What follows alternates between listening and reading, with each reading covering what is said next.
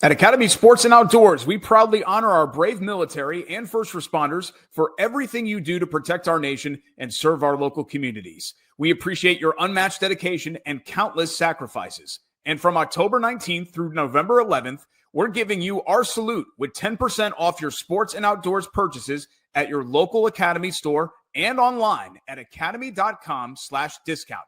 That's academy.com/discount. Exclusions apply.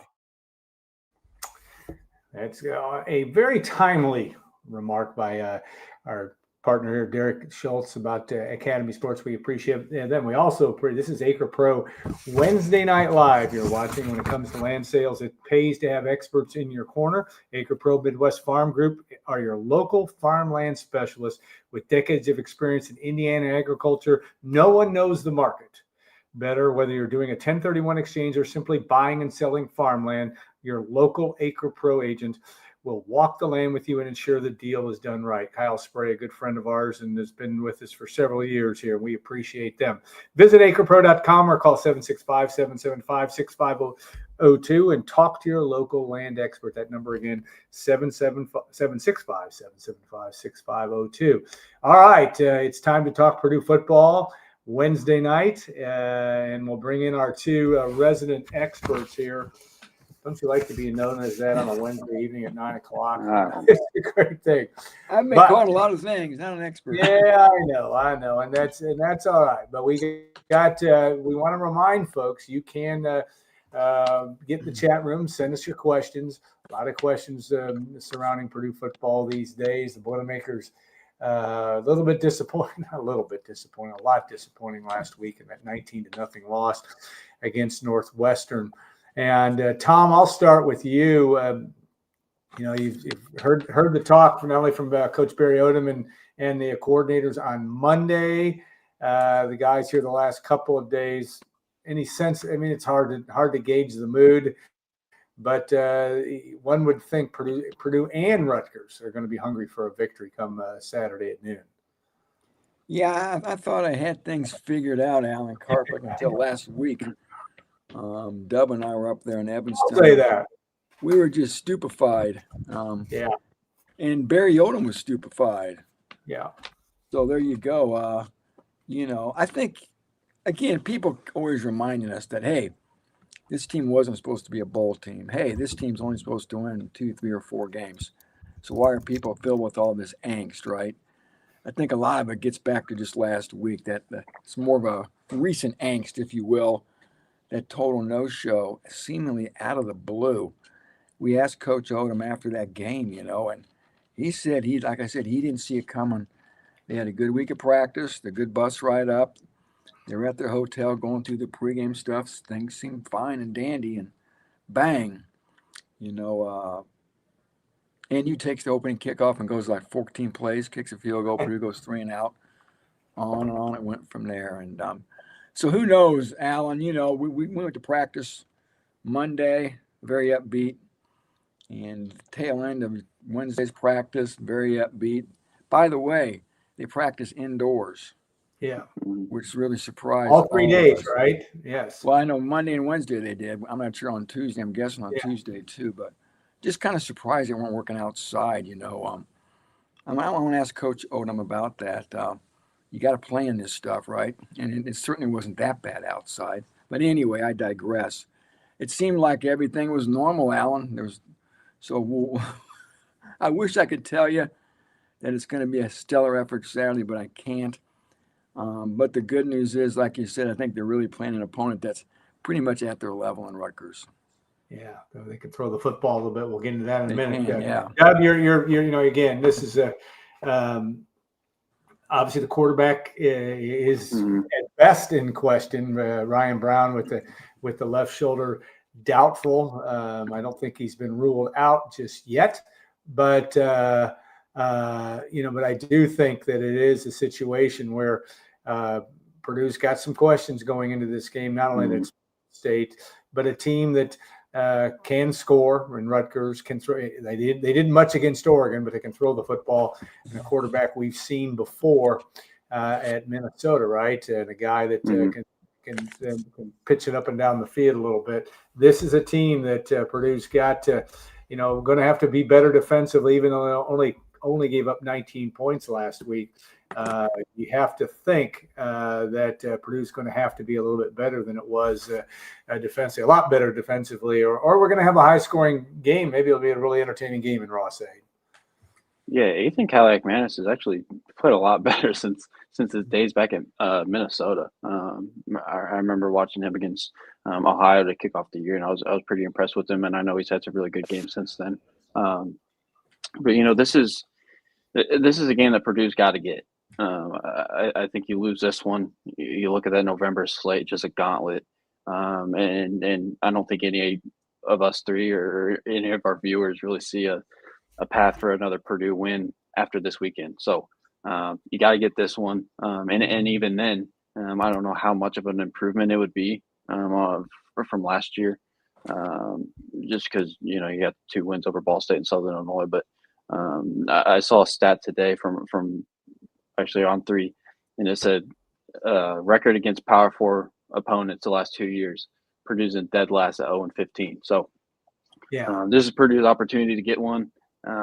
Rutgers has kind of been up and down. They lost their last 4 and just gave up 1 billion yards against Oregon. So that defense is reeling, and Purdue's going to have to take advantage of it no matter who's at quarterback. Mm-hmm. Yeah, I remember that. I'd forgotten that Kamanis had threw for 292 yards and 3 touchdowns, but it all came late in that 49-30 win. Purdue beating Minnesota back a couple of years ago. Again, they have some balance at receivers. They've got things that can cause some problems. But it was interesting, Tom. On Monday, Barry Odom said, we just, it's almost like we being Purdue just got to play better, got to execute, you talked about the penalties, you talked about the drops weren't necessarily an issue last week, but it's always been this year, and this is a function of a team that's struggling at 2-5. One thing or another. I mean, is that a good way to sum this up? That you hope you have a game where they put it all together, and maybe the result will be different. Yeah, that quarterback, like Dub said, I was talking to some Rutgers guys today. I said, I'm never going to learn how to pronounce that name. I said, you got to give me. So they said, I said, you got to give me a phonetics never was a strong suit. I said, give me a nickname. He goes, the Baklava Bomber. So there you go. It's Greek. Well, that's a mouthful too. Kalakamianis, right? I know. I put pronunciation for our little TV gig tomorrow, Tom, so I didn't screw it up. Okay, that doesn't mean I'm ready for it right now. Apparently, funny. It was a name I did not pronounce well 2 years ago, but I'm struggling again. But Kalakamianis, it's really not all that difficult. It's kind of like Karpick. If you look at it closely, you can figure it out. It's not Kirkpatrick. Anyway, go ahead, Dub. We're interrupting the heck out of you there, but go ahead. Or Tom, Rutgers, I mean, putting it all together, it's simple for Purdue, right? It's simple to say that, but the X factor is that quarterback spot. What's going to happen there? Mm-hmm. I guess I tend to lean towards thinking Malachi Singleton's going to get the start. Ryan Brown was practicing Monday. That doesn't mean he's going to play according to Odom, maybe this is some gamesmanship. Who knows? But I'd kind of like to see an extended run from Malachi just for the fun of it. This is a Rutgers defense. Listen to Greg Schiano's press conference this week. A Rutgers defense that's going to undergo some changes this week. He delayed his press conference from Monday to Tuesday because of it. He wouldn't go into specifics as to what they're doing differently. I'm guessing maybe he's going to start calling the defense. I don't know, but he figured something had to happen after that 56-10 loss. So who knows what that X factor is going to be. And I tell you what, if Malachi Singleton's the quarterback, Schiano's going to come after him. And try to make something happen, rattle the youngster. And I think, for Purdue offensively, if it is Malachi, you can't put the game in his hands. You got to run the football with a guy like Devin Singles, a guy like Devin Mockabee. So, the defense, you think, would give some relief to Purdue's offense? I don't care what Shiano does. It's still a defense I'm sure Purdue can have some success against. Mhm. And the real key is going to be, I guess, the matchup of the Rutgers offense versus the Purdue defense, right? Rutgers throws to set up the run. They've got some good receivers. I'm sure they're licking their chops looking at the Purdue DBs. They're going to take their shots downfield. So really, guys, this game could come down to which one of these maligned defenses can play the best on Saturday. Yeah.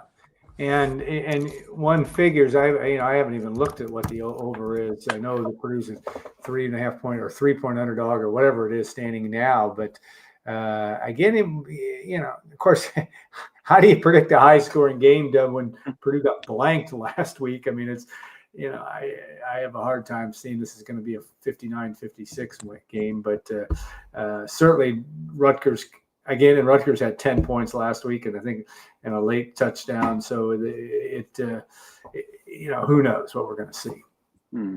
Yeah. And that was the most surprising thing to me last week. Being up in Evanston is that offense just looked like it had zero answers all day. And in the rare instances where they had some light and they had some optimism going, Corey Smith fumbles, you get penalties, holding calls. It felt like every time Purdue took a step forward, it took 2 steps back on offense. And I feel like that's been the side of the ball that's been the best out of the 3 phases this year. Just looking at the total body of work. And, I think regardless of who starts on Saturday, we still don't know for certain, although we kind of anticipate Malachi Singleton might be the guy. The guys around that quarterback are going to have to help him. That's something that Barry Odom harped on Saturday and Monday. Just talking about the guys around Malachi Singleton, the guys around Ryan Brown. We've chronicled the receiving struggles for Purdue this year with the drops and the ball security issues. The offensive line has been shaky. The ground game has been very inconsistent. So all 3 of those groups are going to have to help out the quarterback, whoever it winds up being. And if they don't, they might be in for another long day, even against a reeling defense in Rutgers. Yeah, and the Brady Band came right in with the 58.5 over under. I don't Take know. the over. I'm taking the over there, but again, that's still a little bit nonsensical. He had a good question too, and it's kind of a Purdue fans. If you think things are challenged in West Lafayette, it may be worse in Madison and the East Lansing. Both, there's is there 5 teams or 4 teams at 0-4 right now in the Big Ten? There's Purdue 5. Rutgers, Purdue, Wisconsin, Michigan State, and Penn State. Right? That's crazy. That's right. Penn State's 0-3. I think the rest of them are 0-4. I think, if I'm memory serves. But my point is, how nutty is that? Wisconsin and Michigan State. There's a lot of talk up there, and two guys that came in. That I think people liked as football coaches, obviously, with Jonathan Smith and Luke Fickell, and just hasn't worked out. At least hasn't yet. There's been some rumblings in Wisconsin about we're gonna reload and reinvest. I don't know what that means. It was certainly a midseason vote of confidence. I don't know whether that means, but guys, just looking at the landscape of not only those 2 programs, 2 teams Purdue does not play this year, but I suppose.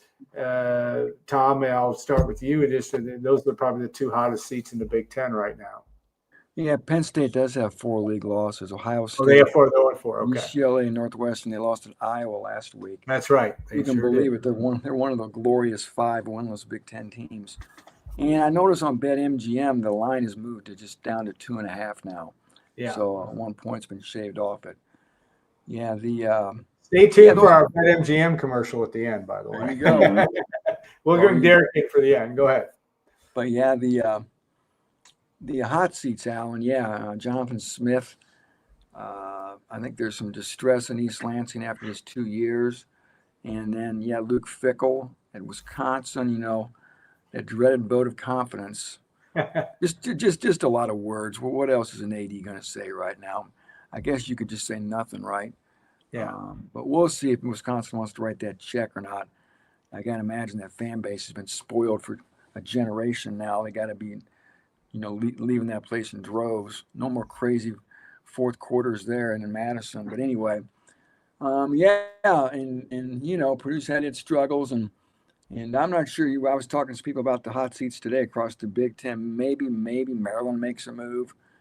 I always wonder if maybe Kirk Ferentz could just retire here. He's the all-time leader, Big Ten wins leader. What else does Ferentz really have to go keep going here for? So, yeah, it'd be interesting to see if there are any other jobs that switch in the Big Ten here. Maybe PJ Fleck finally leaves Minnesota for greener pastures. And it'll be interesting. Out west, UCLA's got to hire somebody, of course. I don't know if they'll go with Tim Skipper. I mean, I'm not a guy who just hires the interim guy. I don't care how good he does. I wouldn't get caught up in all that. Oregon's fine, Washington's fine, and of course USC. If he goes to 7-5, enough to get you fired at USC again. The totality of work there for Lincoln Riley has not been for USC's liking, I would have to think. So, yeah, Purdue's trying to claw its way back to respectability, guys. Yeah, my gosh, that November. Who knows? I guess they got to get through this one first, right? And of course, Rutgers thinks they're going to whip Purdue. Yeah, they're licking their chops just like Purdue is. Talking to people out there. They say they absolutely have to win this game. They've got to beat Purdue. There is still a path to a bowl game, I'm told, out there. Their path is tough. They'd have to beat Purdue, Maryland, and then beat somebody. I don't know. They still have Penn State, but I have a hard time still looking at Penn State as being as pedestrian as they are, as the Nittany Lions are right now. It's tough, but they're thinking the same thing. And Shiano's not on any hot seat, I'm told, out there. He's okay. If they really skid around next year, then you can maybe talk hot seat for him. So yeah, we'll see where we go, guys. Like I said, Purdue. Injury-wise, they're not in bad shape. Miles Slusher left last week's game. And, Barry Odom kind of said, we'll see where he's at. When I asked him on Monday, Slusher's a key guy in the back end of that defense. His replacement, Hershey McLaurin, really struggled. So keep your eye on Slusher, number 9's playing. The other guys on defense, I think they're in relatively good health. Offensively, of course, a lot of the same names. Denylon Morissette, we continue to watch and wait. I don't know. I guess keep saying your rosary, Alan. Keep saying your rosary. George Burhan, we were told there was a chance he could come back this year. It certainly is not going to be this Saturday. The offensive line, we saw Jalen St. John play again last week, about 18 snaps.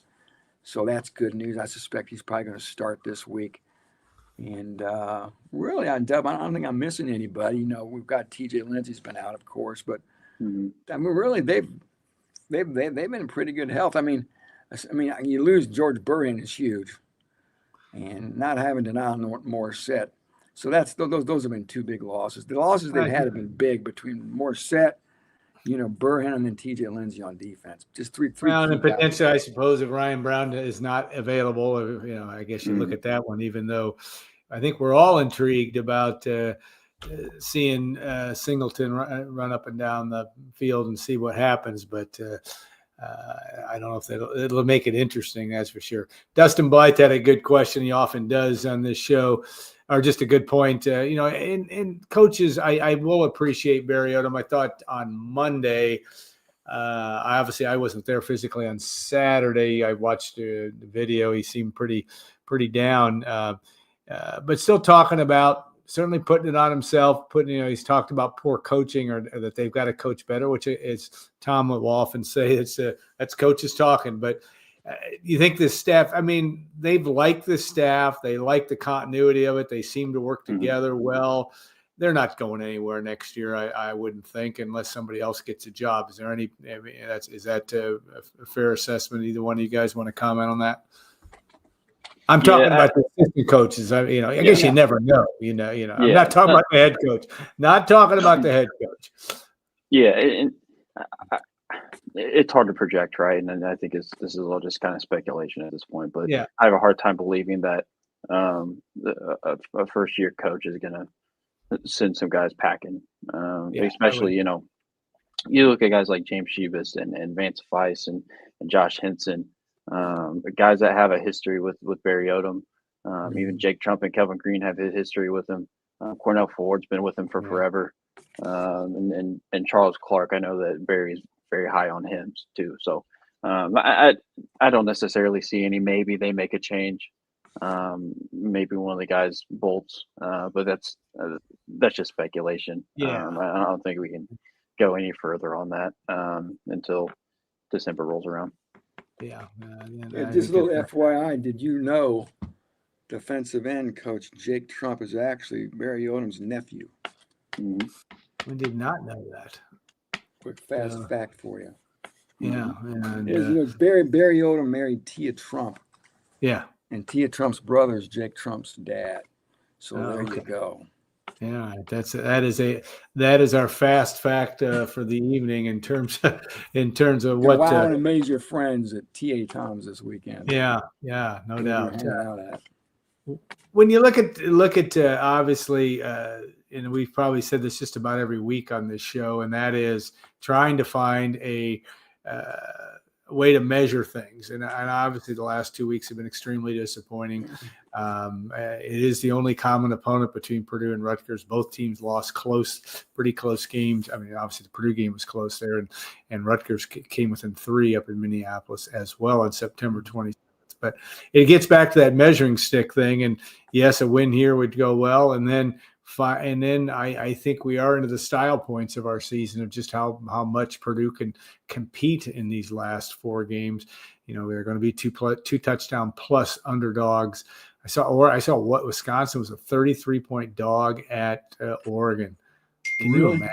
I bet they haven't been a 30-point underdog since the Don Morton era in like 1989.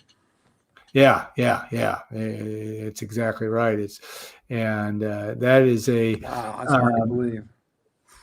And it just, again, it is to the point where you want to be able to show some level of success. You got to take it to the proverbial one game at a time, and even a night game at the Big House on a Saturday night. I think is a situation that. Down the road, it may be a game Purdue can compete in. I think they can compete in the game. They're not going to be totally outclassed at Washington. Maybe in games 2 and 4 of November they might be, but you have to think that that's going to be the case, or you have to hope, I guess, if you're a Purdue fan, that's going to be possible. But I also think Barry Odom and company know full well that it's a 1-game season. He's talked about that from the jump of the season. He's got to be able to put him in that situation. What else do you add to that? I mean, in terms of just watching this team and watching them continue to develop. What else is there really to say at this point outside of you just got to leave it all on the field on Saturday, and in front of a homecoming crowd that may or may. It'll be interesting to see how much of the students show up. Whether it is homecoming, that'll help in terms of people actually coming to the game, and I would think they'll announce a crowd in the 50,000, 55,000 where they've been for a lot of their games. Whether the students get there in time for noon, we'll see. They've been great all year, pretty good all year, and so that's all those factors play into some of the drama. You hope that lies out to the rest of the season. Thoughts on that? Anything else? Yeah, you hope. I mean, Dub's the young guy. I don't know if the students would show up at noon. Sometimes they kind of tend to kind of filter in a little bit late. It seems like for the early ones, but I think the weather's going to be kind of a good mild Saturday. So we'll see what the turnout's like. 2 points that Purdue beating Purdue that I don't think we've talked about turnovers and penalties, right? Minus 11 turnover margin. Only 2 teams in America have a worse turnover margin: New Mexico and Florida Atlantic. Not good company for Purdue. And then penalties, guys. I got a little piece I did on penalties I'm going to post tomorrow. First 2 games of the year, they had a total of 5. Since then, they've averaged over 7 per game the last 5 games, with a high of, I think it was 8 at Minnesota. Of course, those 2 face mask penalties. Last week, it happened again. I think there were 7 penalties last week, 3 pass interference calls, 2 on Haduri Hines, 1 on Tony Grimes. So, there you go. Joey Tanona's got 8 penalties, the most of anybody on the team. So again, I don't know. You talk about this stuff every week. We sound like we're beating a dead horse here, but for a team like Purdue that's not blessed with an abundance of 5-star talent, you got to give yourself every advantage possible, and that begins with number one, not turning over the ball, and number two, not negating good plays by penalties, especially selfish penalties. So again, that's really where it all starts. Nothing else matters unless they can really get those things cleaned up. And Dub, Barry Odom certainly had to think in his 2 years at UNLV, and I understand it's a different situation, but he brought in a ton of new players. They played well, played disciplined, did all those kinds of things. I sense too that's got to be some of that frustration coming in for him. Is it, whoa, this isn't what I expected. I don't, it's impossible, especially for me that's not out there watching him practice as much as you guys at all, even close to as many times as you guys did. But the fact that this just hasn't gone to plan. I mean, to the way what he saw the last 2 years. But I mean, is that is an interesting sidelight, because I just sense that he, even on Monday, that was a little bit of his look at things like this has been a little bit surprisingly disappointing. Yeah, but at the same time, I think this is what good coaches do: is they get through the hard times, right? Good coaches find a way to get wins and put wins on the board, and then and rally the troops, so to speak. And Barry Odom's proven he can do that. He took the UNLV program that was maybe the worst in all of college football, and I had him one game away from the college football playoff. So we know Barry Odom can win, and we know he can turn programs around. I think it's just a different level at the Big Ten. He'd never coached in the Big Ten, but he's also had struggles before. He's kind of been here before. I think 3 of his 4 years at Missouri, he had 4 or 5 game losing streaks. So he's no stranger to this. And he also had some success at Mizzou too. So I think he's going to use that, and we'll see if he can get it turned around. I think the one thing that's kind of concerning to me, I guess, is on Saturday they just came out super flat, and they've been a slow starting team all season. But I think it was the first time I can remember that Barry Odom said that they just didn't have juice going into the game, and some of the players kind of admitted that too. And it makes me wonder if that Minnesota loss kind of took a toll on the team's psyche and kind of where their headspace is at. Now I don't know that, because like Tom kind of talked about earlier, they all said the right things, and then Barry said he thought that they had a really good week of practice leading up to Northwestern. For whatever reason, they just couldn't get up for the game. So I think that's the thing I'm looking for most on Saturday, at least in that first 15 minutes, is how much juice and how much energy does Purdue have. And it also made me think just now is I can't remember if it was a Ball State or a Southern Illinois game, but Barry Odom said that one thing that he wasn't pleased with, despite the win, was the sideline not necessarily being into the game, right? And kind of having to manufacture the hype and the energy, which I don't know that you should have to do that for a college football team. I think they should have that juice and energy themselves. So that's kind of been something that's been brewing all season that we haven't really talked about, and I don't know that I really thought about it much until hearing Barry speak on Monday. But that's something that's kind of concerning to me. I'm going to follow back up, Devin, and Tom can certainly comment on this too, about recruiting question about, and I know you've talked about guys that are looking to flip, and a little bit hard to know exactly where that's going to land, but you have to think that obviously Barry Odom's going to be and that staff is going to be very heavily into that notion to try to upgrade personnel, and just who that's going to be, remains to be seen. But there's certainly some ones out there that could be possible with other coaching changes. Yeah, I think Purdue offered 4 Penn State commits. I think that's kind of an uphill battle, if I'm being honest.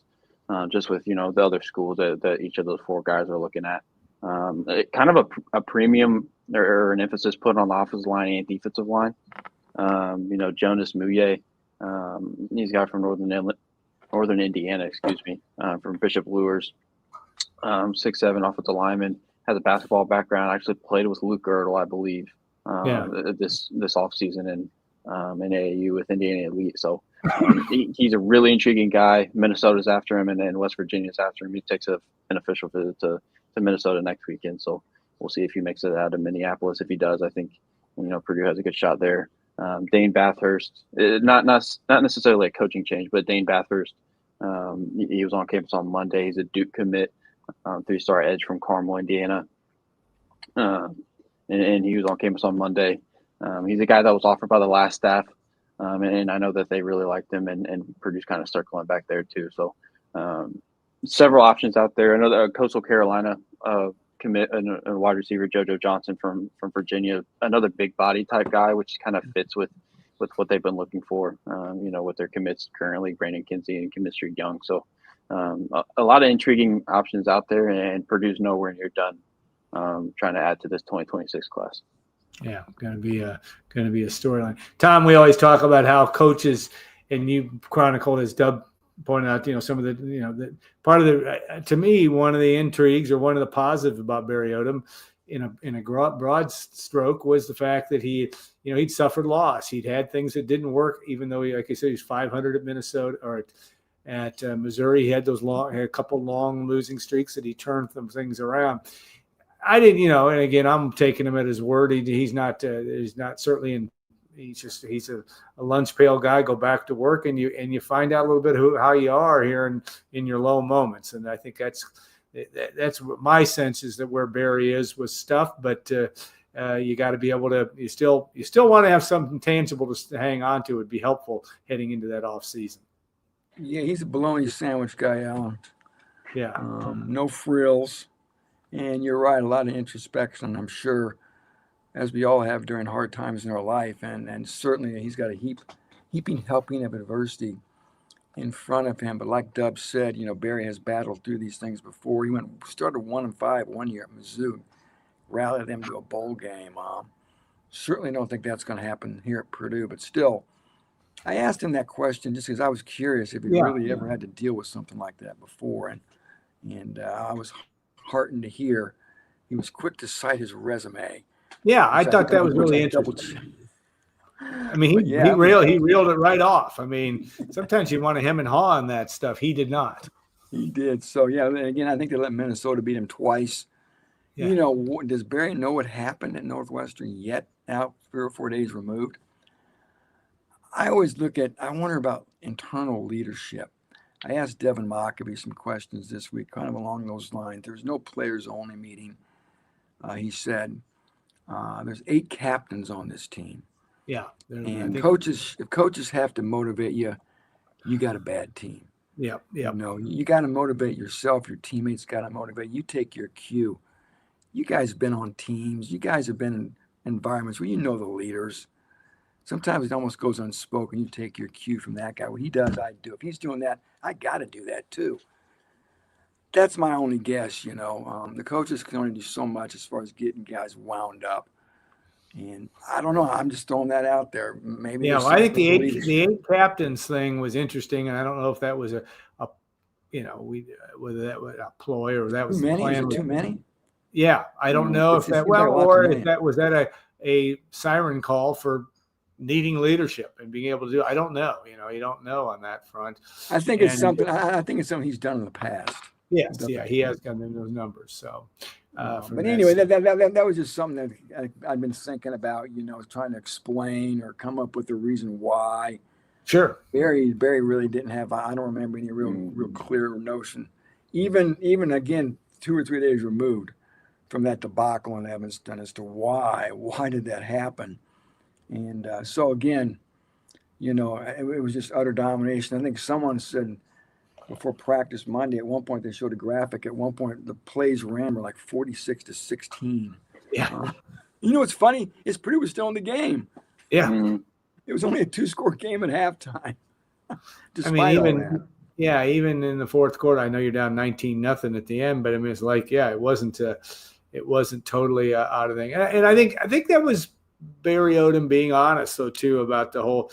I'm not sure what the deal is. I don't have all the answers, and I'm looking for them. And I think that's that was somewhat refreshingly honest. Not all coaches will do that, but again, it's early in the program, and yet it's getting late in this season. But I think you still are. Even though I don't want to hear this right now, you've got to stabilize your foundation or build your foundation and hope that you can finish this year with something to hang your hat on, but also something that can begin to turn the tide. I mean, I'll give you guys last comment before we head out. Dub, what are we going to see this week?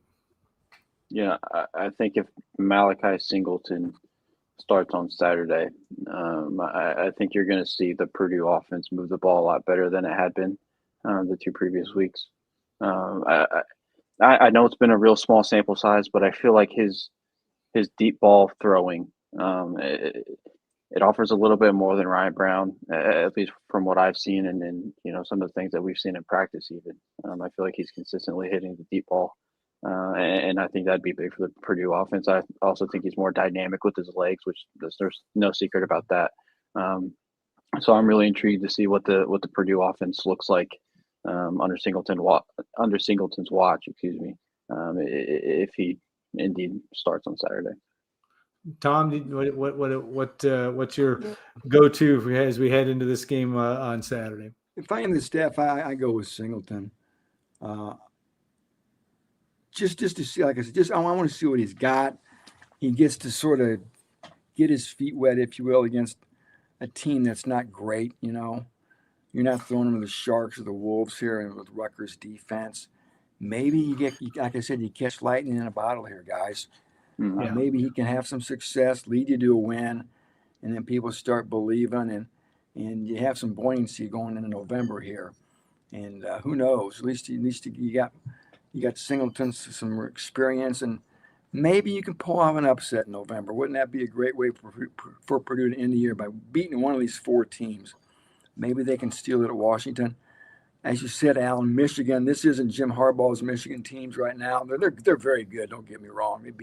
They sat on Washington last week, 24-7. I think. Thought that was impressive. It's the big house, and they are very good defense. Yeah. I mean, Purdue's only won there once, I think, since I can ever remember. And then who knows? Ohio State. Twice in your lifetime, Tom. 1966, you were a baby boy, and Danny Hope of all people wins up there. 2009. But anyway, again, things are kind of getting to be a historical level in a bad way.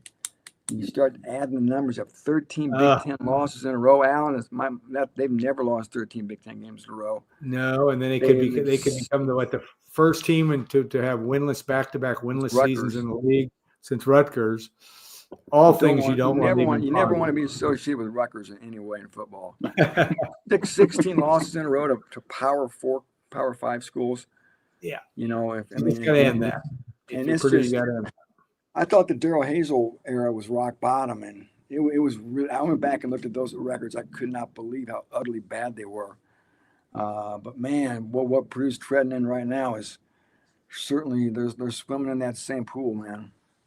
Yeah, want to get that fixed as soon as you can for Purdue. Okay, Tom and Dub would say this to you but I have to read it. Don't forget to like and subscribe. Hit the like and subscribe button, and you can leave a positive review if you like Dub and Tom. I don't know where the wardrobe is. You guys switch hats this week? I don't know. I'm rocking the old Deer Creek. Yeah, you got the Deer Creek. Music Center. Yeah, and Tom loves Carhartt. I got some hats I can't wear on this podcast, so.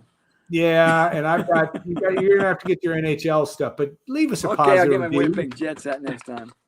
Yeah, I love that hat, and I've got my Banff one, but that's for Banff itself. It's not for it's like a trip a couple years ago. But leave us a positive review if you like our hats or you like this podcast. If you like what Brian Newbert does, who doesn't like what Brian Newbert does? Make sure you leave that.